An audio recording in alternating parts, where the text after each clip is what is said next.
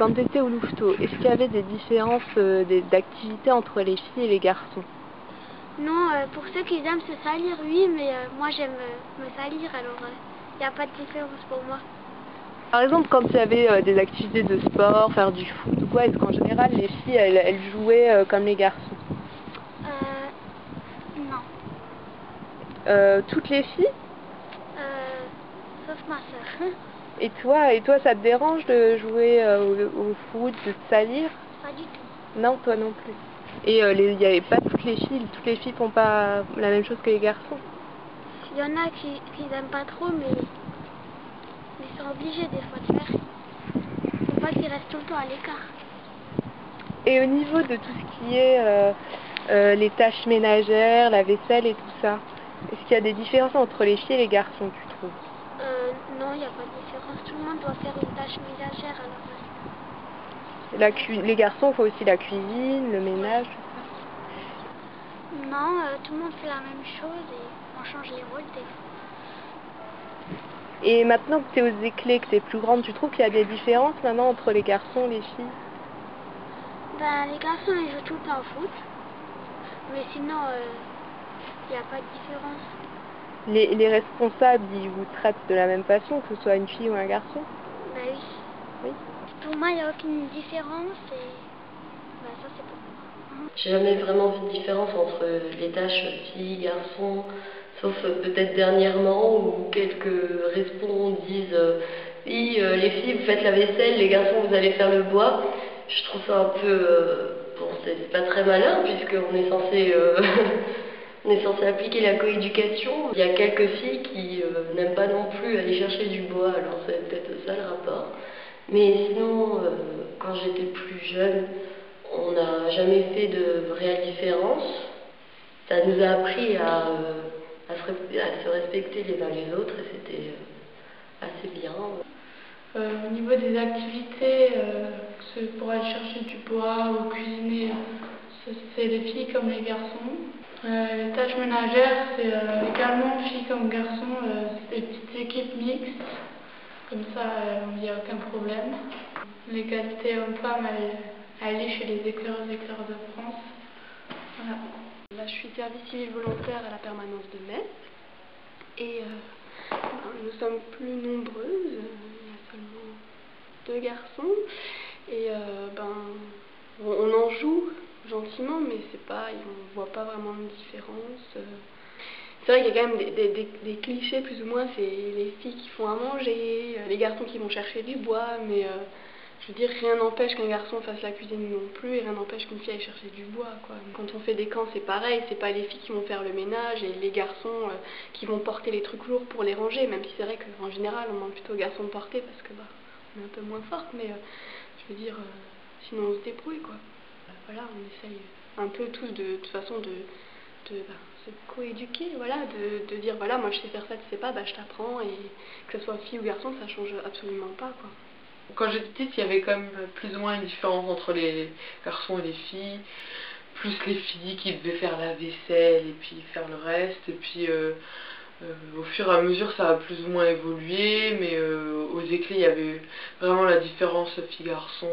Et là maintenant que je suis respon, donc je suis respon du Saint-Louveteau, et j'essaye vraiment de faire en sorte qu'il n'y ait pas de différence entre les deux, que autant les filles que les garçons doivent faire la vaisselle, doivent faire les tâches, n'importe lesquelles, que il n'y a pas de raison que ce soit que les garçons qui jouent au foot par exemple, ou que les filles qui fassent du dessin. Je fais en sorte que la mixité soit vraiment faite. Et quand on fait les réunions, on a tous le même temps de parole, on peut tous s'exprimer de la même façon. C'est vrai que sur le dernier camp que j'ai fait, on avait un responsable garçon et tout le reste de l'équipe était des filles. Donc là, on a senti un petit fossé entre les activités faites par le garçon en question et nous les filles, à savoir qu'on douchait plus facilement les enfants, on s'occupait un peu plus du ménage, notamment les toilettes, les douches.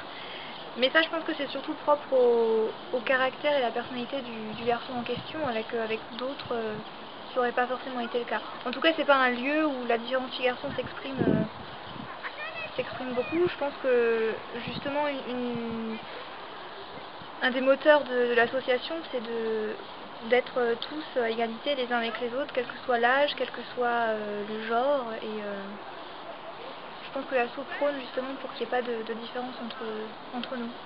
Et à l'époque-là, il y avait encore dans le groupe de Merlebac, qui est assez traditionnaliste, les uniformes complets, la chemise verte pour tout le monde, et les filles, et bien entendu le foulard, et les filles avaient le droit de porter une formidable jupe-culotte très large et très peu saignante, que les garçons n'avaient bien entendu pas la chance de porter. À ce moment-là, c'est vrai que nous, on trouvait que c'était pas très juste, que la coéducation n'était pas forcément très bien respectée, mais ça s'est assez vite arrêté. Et récemment, on a le droit d'avoir des vêtements de filles qui ressemblent à des vêtements qu'on porte aujourd'hui chez les éclés, donc ça fait plaisir à tout le monde, mais c'est quand même super récent. Sinon, la coéducation dans le mouvement, on essaye en principe de la respecter. Les enfants, naturellement, ont tendance à finalement s'orienter vers des activités un petit peu sexuées, si je puis dire. Par exemple, le choix entre préparer le feu ou aller à l'intérieur, préparer une décoration, par exemple, on aura quand même la plupart des filles qui vont à l'intérieur et la plupart des garçons qui resteront dehors. On a l'impression que la société nous y oblige depuis longtemps. Et donc on aimerait qu'il n'y ait plus en fait cette idée de dire que les filles qui se salissent font comme les garçons et que les garçons qui vont faire la cuisine font comme les filles, mais plutôt que tout le monde fait les tâches et les activités non pas en fonction de son sexe, mais en fonction de ce qu'on demande, en fonction du groupe, en fonction d'autres choses, en tout cas qu'un critère comme celui-là. Et entre animateurs, j'ai un peu l'impression aussi qu'on essaye que tout le monde participe aux tâches en faisant des tableaux, des grilles de tâches. Mais que si jamais un jour on décide de faire un volontariat, c'est plutôt les femmes qui vont faire la vaisselle et les hommes qui vont aller sortir les poubelles ou couper le bois. Je pense qu'au final, on essaye d'évoluer dans notre association. Enfin, on essaye depuis toujours d'instaurer un cadre d'égalité homme-femme, une parité, et puis de faire vraiment vivre la coéducation entre hommes et femmes, mais que dans les faits, peut-être qu'il y a encore du chemin à faire, même aux Éclaireurs de France, qui se veulent une association de mixité et d'égalité. La mixité sur les séjours avec les jeunes, on la vit sans trop de difficultés. Bon, c'est vrai qu'on passe au départ par une phase d'explication pourquoi les filles ont autant le droit de faire que les garçons. Et ça se met en place sans trop de difficultés. C'est tacite, hein, une fois qu'on a expliqué aux nouveaux comment que ça fonctionnait, il n'y a pas trop de difficultés. Après, il y a de temps en temps des clivages. Ouais, si les filles font la vaisselle, si les garçons font ramasser le bois. Donc on joue avec, et puis à la longue, on arrive à leur faire comprendre que c'est important de faire tout et tout le monde ensemble. J'ai commencé par un camp à l'île d'Oléron. Je ne connaissais pas du tout le principe des éclés, donc j'étais plus là en spectateur. Et les enfants venaient facilement vers moi parce que, il faut dire que c'était un camp avec des petits.